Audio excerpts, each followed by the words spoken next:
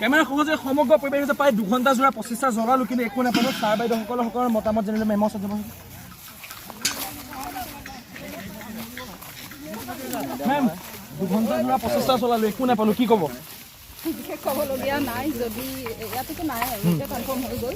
ৰাইজৰ শংকা অকণমান মুক্ত হ'ব সেয়াই আৰু কালিৰ পৰা এনে ফেক নিউজে মানুহক আৰু আতংকিত কৰিছে একদম সঁচাই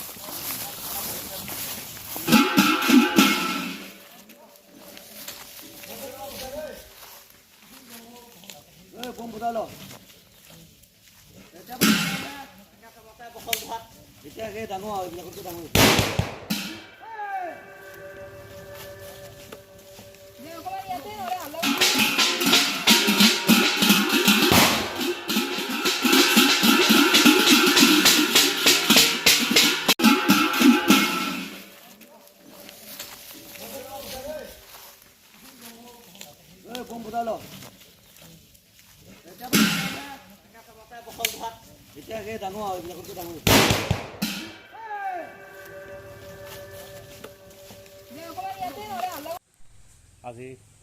প্ৰথম পৰ্যায় যি গুণোৎসৱ চলিছে আজি শেষৰ দিন আপুনি নগাঁও জিলা কোঠাতলী শিক্ষাখণ্ড 549 নং পুৰগাঁও প্ৰাথমিক বিদ্যালয়ত উপস্থিত আছে নেক্সট টাইম উপস্থিত আছে কি ক'ব এই বিদ্যালয়ৰ কথা পঞ্চম গুণোৎসৱৰ আজি শেষৰ দিন এই দিন উৎসৱটোত মই পৰুৱা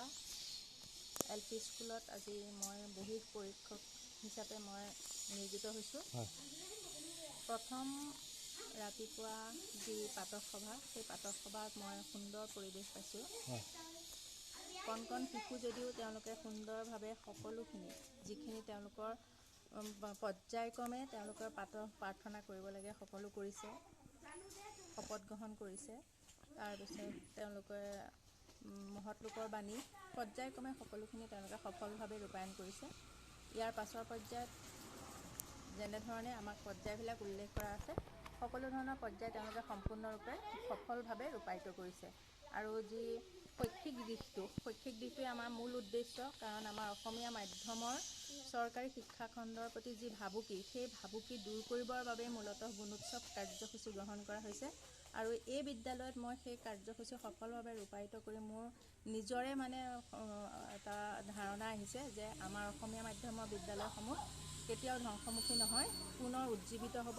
আৰু ভৱিষ্যতেও আমাৰ যি শিশুসকল তেওঁলোকে আমাৰ ৰাষ্ট্ৰৰ নাগৰিক হিচাপে সফলভাৱে তেওঁলোকৰ কাৰ্য সমাপন কৰিব পাৰিব বিদ্যালয়ে প্লাছ পাইছে হয় কি ক'ব এই ক্ষেত্ৰত ধাৰাবাহিকভাৱে প্লাছ পাই আছে প্লাছ পাইছে আৰু মই আশা কৰিম বাইদেউৰ নেতৃত্বত এই বিদ্যালয়ে এইবাৰো ভাল ফলাফলেই পাব তথাপি সেইটো আৰু ফলাফলটো নিশ্চয় ওপৰত দিয়া হ'ব আৰু সেই সম্পৰ্কে আমি আমাৰ পৰ্যবেক্ষণৰ ৰিপৰ্ট আমি প্ৰদান কৰিম তেওঁলোকে ফলাফলটো তেওঁলোকে সেইমতে পাব আৰু ধন্যবাদ শেষৰটো দিনৰ আজি কাৰ্যসূচী আমি যেনেকেই পালন কৰিব লাগিছে তেনেকেই পালন কৰি আহিছোঁ ইতিমধ্যে বাইদেৱে গোটেইখিনি কৈছেই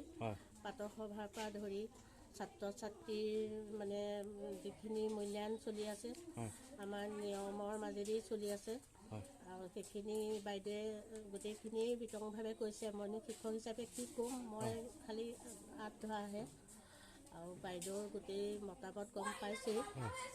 ভাবিছোঁ কি হয় আৰু অসম চৰকাৰ শিক্ষা বিভাগে যিটো এটা পদক্ষেপ গ্ৰহণ কৰিছে কি ক'ব গুণোৎসৱৰ ওপৰত অসম চৰকাৰ শিক্ষা বিভাগে যিটো পদক্ষেপ গ্ৰহণ কৰিছে তাক আমি গ্ৰহণযোগ্য বুলি মানে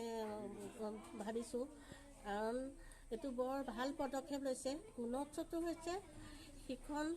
উত্তৰণৰ এটা দিৱস গতিকে গুণোৎসৱে যিখিনি শিক্ষা প্ৰদান কৰিলে বা ছাত্ৰ ছাত্ৰীয়ে যিখিনি গ্ৰহণ কৰিলে বছৰৰ সেই মূল্যায়নখিনি